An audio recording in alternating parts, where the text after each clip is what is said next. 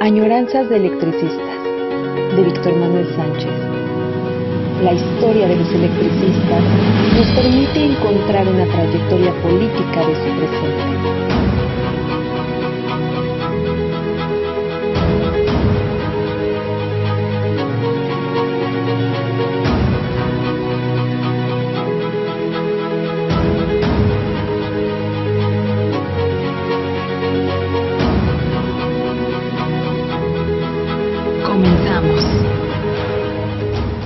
Bien, en esta añoranza de electricistas, les decía yo que me llama la atención esta huelga de 1950. Es el periodo de Juan José Rivera Rojas. Yo lo he trabajado de distintas formas y por supuesto que cada que veo un trabajo sobre ese periodo me llama mucho la atención, me atrae bastante y reviso, leo casi de inmediato artículos, o como en este caso esta tesis que les digo es de maestría en historia y en historia, es de septiembre del 2010, de la Escuela Nacional de Antropología e Historia. El autor dice que le dieron una beca de CONOCYT y se llama Rubén Eduardo López Mendiolea. Es hijo de un trabajador que vive, o que, bueno, supondría yo que todavía vive, el papá, porque él le dedica el trabajo, reconoce el papel de la historia de Necaxa, en cierto sentido lo exagera políticamente, y llama mucho la atención esto. La tesis se llama La huelga de 1950 y como subtítulo dice: Los trabajadores electricistas de la Compañía Mexicana de Luz y Fuerza Motriz S.A. y subsidiarias. Entonces, y por si lo olvidan, los capítulos son estos: el ESME, capítulo 1, el ESME entre el cardenismo y el alemanismo, 1937-1946. Capítulo 2, los dimes y diretes entre el ESME y la Compañía de Luz y Fuerza por los incrementos de tarifas en 1949. El capítulo 3, las negociaciones del contrato colectivo 1950-1952. Y el cuarto dice a la huelga electricista de 1950. Y al final, capítulo conclusiones. Les digo que es muy interesante, y desde el título, cuando uno la revisa, sinceramente les diré que no se ven los trabajadores en ningún lado. Toda la tesis está trabajada, no es malo, en ese sentido está trabajada con los escritos que aparecen y los discursos que aparecen en la revista Lux. Entonces, las editoriales, que sería muy interesante saber si el jefe de redacción de Lux hacía los editoriales o si había alguien específico que los redactara. Si se cumplía con los estatutos, quien sea que los escribiera, se llevan al pleno, se aprueba entre todo el comité central y ya aprobado se convierte en editorial de Lux.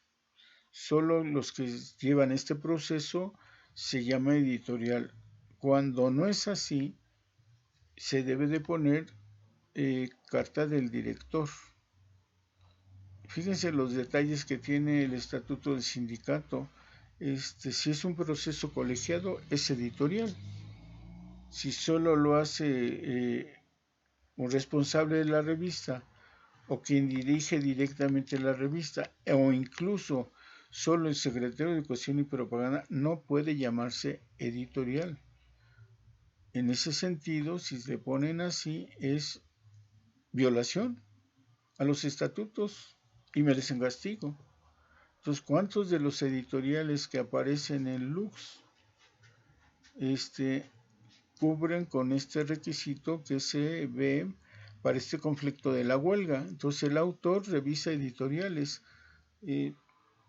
No creo que él estuviera preocupado por saber que el editorial es siempre y cuando fue discutido, estudiado por todos los miembros del Comité Central. Tampoco sabemos insisto, si se cubre ese procedimiento igual que él. Bueno, entonces, ¿por qué es importante? Bueno, porque es la perspectiva del comité. Puede ser la perspectiva del secretario de Educación o puede ser la del secretario general, no lo sabemos. Pero suponiendo que sí, pues la perspectiva en los editoriales, en la huelga de 1950 que él estudia, tiene una visión integral. Y sería muy importante saber si cumplen los requisitos estatutarios, ¿no? Porque en esa medida, por ejemplo, si uno los analiza política e ideológicamente, tenemos o la visión ideológica del conjunto de los miembros del comité o del secretario general o del secretario de Educación y Propaganda. Hay una diferencia para comprender este asunto. Por eso siempre que uno revisa fuentes de los trabajos, tiene uno que estar atento a estas cosas, porque adquiere una dimensión política o en este caso ideológica fundamental. ¿Quién, ¿Quién es el autor ideológico de los artículos, en este caso de las editoriales? Bien, el trabajo está basado entonces en lo que aparece en la revista Lux, en los artículos. En ese sentido, el responsable, el autor intelectual, por supuesto, es quien escribió el artículo.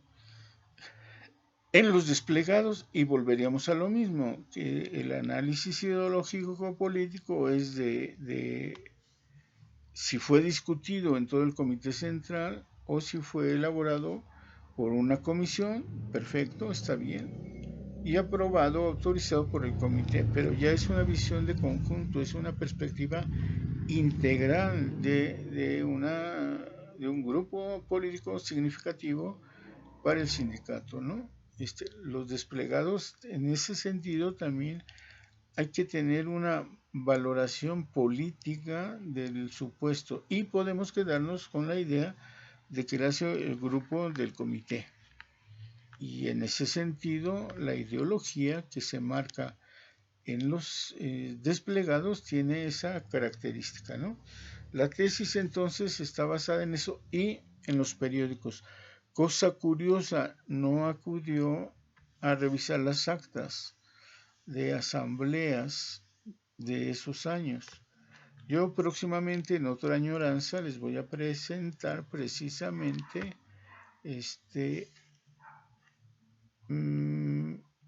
cómo se trabajó en asambleas las distintas contrataciones colectivas. Por ejemplo, la del 48 es curioso que solo se maneja la idea de aumento de salarios con tal de que no se aumenten las tarifas, y entonces se negocia tarifas por salarios. Es increíble. Entonces no hay revisión de contrato, se prorroga. Entonces llama mucho la atención que en 48 está sucediendo eso, y por eso sería muy interesante checar las contrataciones en las que participó el Comité Central dirigido por Juan José Rivera Rojas, y son varias contrataciones, ¿no? 42, 44, 46, 48, 50 y 52. 6. Y eso nos puede dar una valoración exacta de la política, de la perspectiva política del Sindicato Mexicano de Electricistas durante el periodo de Juan José Rivera Rojas, y eso nos quedaría claro, específicamente detallado, pues la función política, el papel, la actuación de una fracción del proletariado en los años precisamente de la Guerra Mundial, precisamente de el pacto nacional que se hizo en México para que la guerra mundial no afectara demasiado. Y como el pacto nacional que se firma con Ávila Camacho lo que propone es no huelgas, cero huelgas, control de salarios, en la tesis de que los salarios provocan inflación. Entonces, el pacto de unidad nacional que se firma es: el movimiento obrero se queda calmado, no pide, ni hace, ni se mueve. ¿Qué tanto esa política presidencial la absorbe, la coordina Juan José Rivera Rojas y su comité central? Bien, entonces habíamos comentado estas situaciones de que está narrando y nos habíamos quedado precisamente en que la tesis de este maestro en historia dice que llegó un momento, y en eso nos quedamos, en que Juan José Rivera Rojas va a atacar al Estado en dos niveles, ¿no? En dos niveles. Una, porque lo nombran senador de la República y que va a aprovechar siendo senador. Bueno, es senador suplente por el Distrito Federal, ¿no? Es senador suplente. Y dice él que como senador suplente tiene un papel fundamental para atacar, dirimir cosas contra el Estado para los trabajadores, ¿no? Y por otro lado, curiosamente se contradice porque dice que siendo ya senador, pone senador y se le olvida que es senador suplente, siendo ya senador, entonces el ESME se convierte en corporativo. Entonces, como un corporativo va a poder, es decir, un aliado del Estado, uno que está al servicio del Estado, va al mismo tiempo poder luchar contra el Estado. Y por la otra parte dice que, siendo secretario general del ESME, siendo el dirigente que lleva la vanguardia de los sindicatos independientes, va a seguir con su filo duro, independiente contra el Estado. Entonces, se le olvida decir, primero, que es senador cuando Miguel Alemán es presidente. Segundo, que es senador por una fórmula del PRI setemista, porque el otro, el senador propietario de la fórmula, pues, es Fidel Velázquez. Entonces eso no puede ser posible. Esa fórmula que entendiéramos elemental, el maestro de historia se le olvida en forma tajante, extraña. ¿Cómo puede entonces ser un suplente ser tan fuerte? Sabemos que los suplentes nunca entran en funciones. Quizá pueda ir a escuchar lo que sucede, pero el voto es del propietario. Quizá el propietario le deje hablar y se puede escuchar. Pero a la hora de asumir las responsabilidades del propietario, el diputado propietario Carlos C. Serrano, del cual era suplente Juan José Rivera Rojas. El otro propietario era Fidel Velázquez, y su suplente de Fidel Velázquez era Emilio Barrosa Esqueda, ¿no? Entonces, no hay esa capacidad que puede suponerse, como lo hace el tesista, que pueda tener el diputado suplente. Entonces, lo curioso, les digo, es que entonces ya reconoce que el ESME se hace un sindicato de Estado, ¿no? Ya antes no nos ha dicho nada de por qué el ESME apoya la candidatura presidencial de Miguel Alemán. No nos ha dicho si hubo o no dificultades, o qué asamblea general aprueba lanzar la candidatura de Miguel Alemán, apoyar la candidatura de Miguel Alemán y al mismo tiempo que vaya como diputado suplente el secretario general del ESME. Lo valoramos en términos estrictos y bueno, pues está bien. Seguramente se llamaba diputado, seguramente le gustaba que le dijeran diputado, pero nunca ejerció propiamente. Bueno, entonces, el ESME,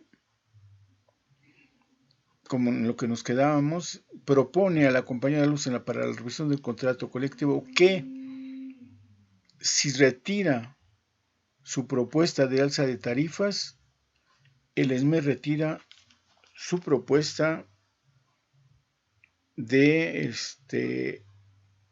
contrato colectivo. Dice que hace a un lado todas sus demandas económicas. No hay que olvidar que en 1950 acontecía una cosa curiosa, que era que el jefe del consorcio, el director gerente principal de Compañía de Luz, era a la vez el embajador yanqui en México. Estaba en la embajada y estaba en Compañía de Luz. Quien hacía, el tejimaneje cotidiano era el gerente Marisael, ¿no? Entonces estaba Messerschmitt como director superior y Marisael, no sé cómo se pronunciara, como el director, o el gerente. Uno era el director y el otro el gerente, ¿no? Entonces se van las pláticas con esa propuesta. Si Compañía de Luz retira su solicitud de tarifas, de aumento de tarifas para ese año, el ESME retiraría todas las demandas económicas. Algo inverosímil.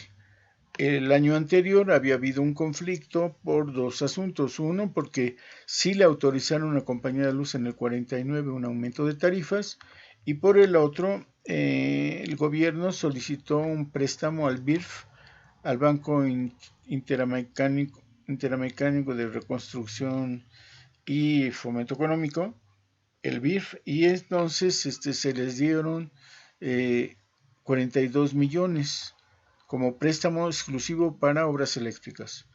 Y entonces se le van a dar 32 millones a CFE y 10 millones de ese préstamo mundial a Compañía de Luz.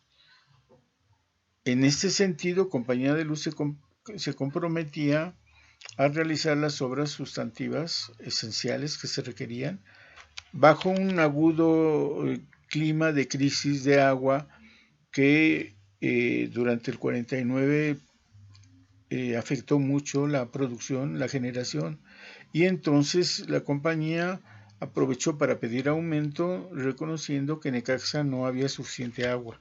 Hay un debate muy fuerte con desplegados del ESME y de Messerschmitt y Marisael, diciendo que es falso. El ESME indicando que se tienen ganancias suficientes y que técnicamente hay agua, pero que lo manejan los jefes de la compañía, el director y el gerente, como un truco para engañar y promover el aumento de tarifas.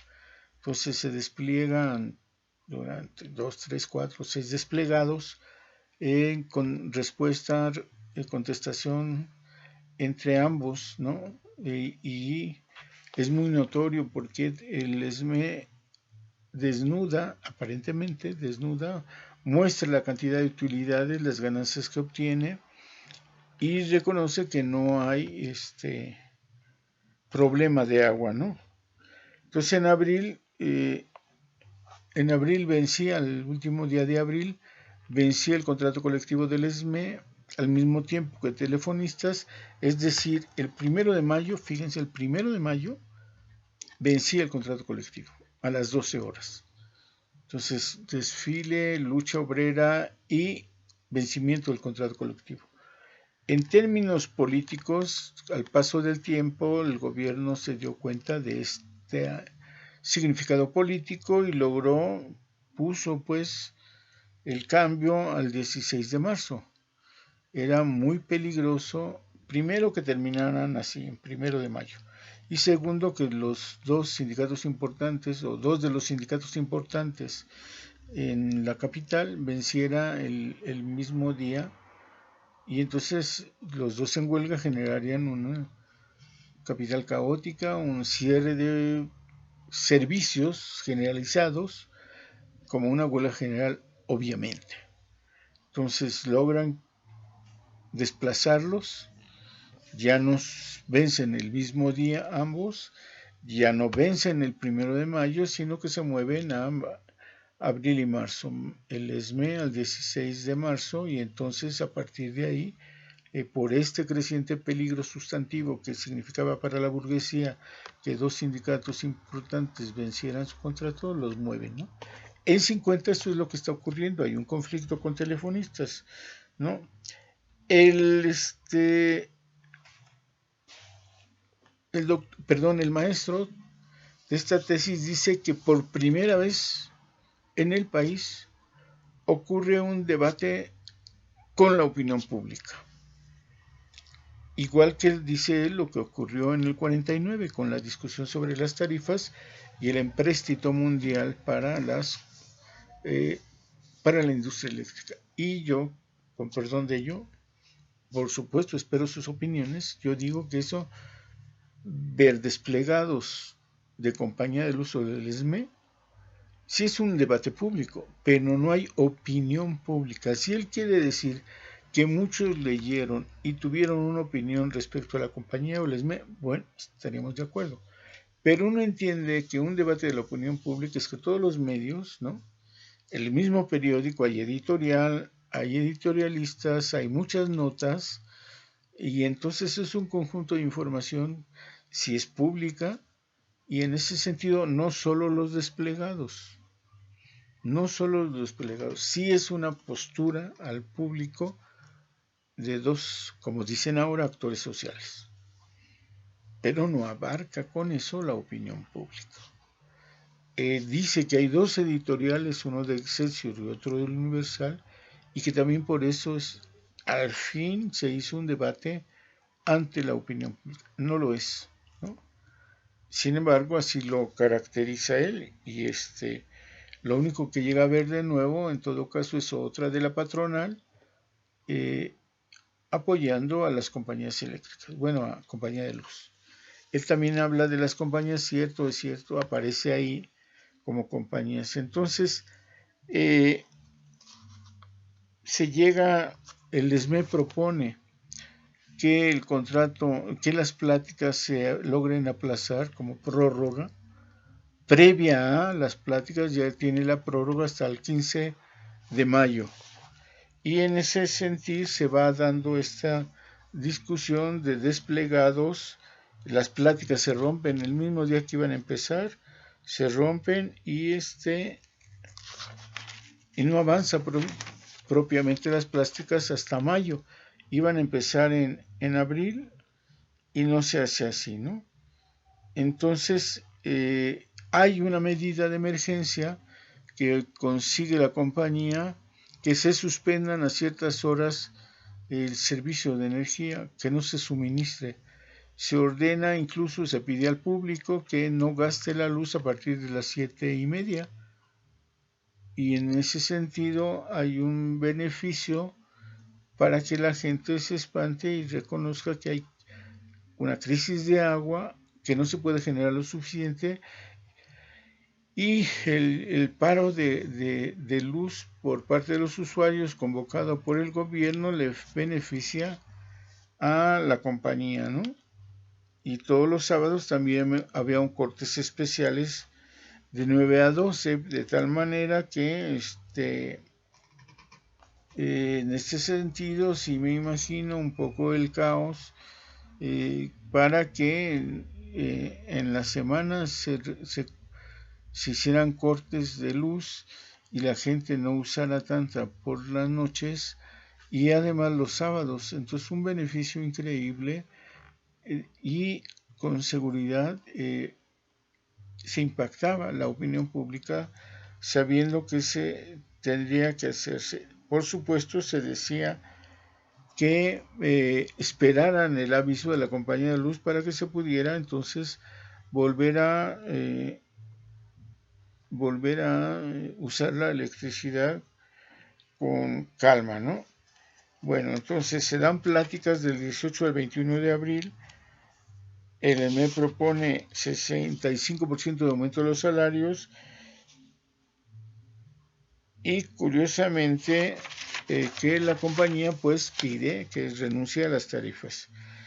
La compañía decía que no puede renunciar al aumento de tarifas y que además estas tienen que ser del 40%, ¿no? Se suceden durante estas pláticas los desplegados el 21 de abril, el 22 de abril, el 26, el 27, y se está criticando duramente este asunto. En fin, la huelga estalla el 16 de mayo, ¿no? Y se dan las pláticas, se reúnen a las 12 de la noche, se acuerda que ya, ok, no va a haber problema y que entonces lo que va a hacerse es 2 horas después, que parece que ya hubo acuerdo económico. El acuerdo económico propiamente fue que el ESME retiró sus demandas, pero el resultado final se los voy a leer. Justo a las 2 de la madrugada. Anuncia el secretario de Trabajo: es satisfactorio para el gobierno haber logrado un convenio entre la empresa y el sindicato, dando fin a la huelga, es decir, la huelga duró 16 horas, evitándose así mayores prejuicios. El arreglo consistió en un aumento de los salarios del 15%, con la prórroga, oigan esto, con la prórroga en su totalidad del contrato colectivo, que estuvo en vigor hasta el 30 de abril próximo pasado. Este aumento de salarios se concedió bajo la condición de que no habrá ningún aumento en las tarifas eléctricas, pues debe ser cubierto con las ganancias excedentes que obtenga la empresa sobre lo que percibe legalmente con las tarifas actuales. Y el Sindicato Mexicano de Electricistas admitió, fíjense otra vez el acuerdo, que de no existir esas utilidades excedentes, los trabajadores se comprometen a reintegrar el aumento concedido, reduciendo sus salarios en la cantidad proporcional correspondiente. Tal cual está en la tesis. Tal cual es el acuerdo que da a conocer el secretario del Trabajo, está en la página 139. No hay triunfo, y toda la tesis va justamente a decir que la huelga de 1950 fue un triunfo propio, que el debate que se dio en la prensa a través de los desplegados fue increíblemente favorecido por el ESME. Pero cuando tú lees el acuerdo que lee el secretario del Trabajo y dice 15% y pues se prorroga todas las cláusulas, es decir, solo el 15%. Punto. Lo demás queda el contrato tal cual. Pero ese 15% siempre y cuando haya utilidades. Si no hay utilidades con esas tarifas que se dejaron, los trabajadores reintegrarán íntegramente todo lo que les dieron. Es decir, al momento que la empresa diga no tenemos utilidades, se acabó.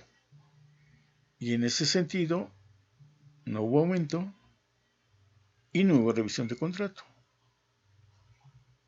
Bueno, no tengo más que decir. Tal cual está en la tesis, les digo. Y el compañero maestro y los 5 sinodales, ambos, todos, llegaron a la conclusión de que es una tesis que su hipótesis central queda comprobada. El ESME hizo de la huelga de 1950 un triunfo, cuando en esos pequeños renglones, en menos de un párrafo, dice claramente, se firmó, a pesar de la huelga, una derrota. No se revisó el contrato y el 15% de aumento a los salarios se va a revertir. ¿Qué sucedió después? En 1952 les quitan el salario y surge el movimiento de Verónica. Hasta aquí, estas añoranzas de electricistas. Ya veremos qué tema tocamos para el siguiente lunes. Nos vemos desde Ixtapalapa, como dicen aquellos, para el mundo. Añoranzas de electricistas. Buenas tardes, buenos días, buenas noches, depende de la hora en que nos saluden y vean. Espero, por supuesto, sus comentarios sobre la huelga de 1950 del ESME, el año en que su servidor nació. Hasta entonces.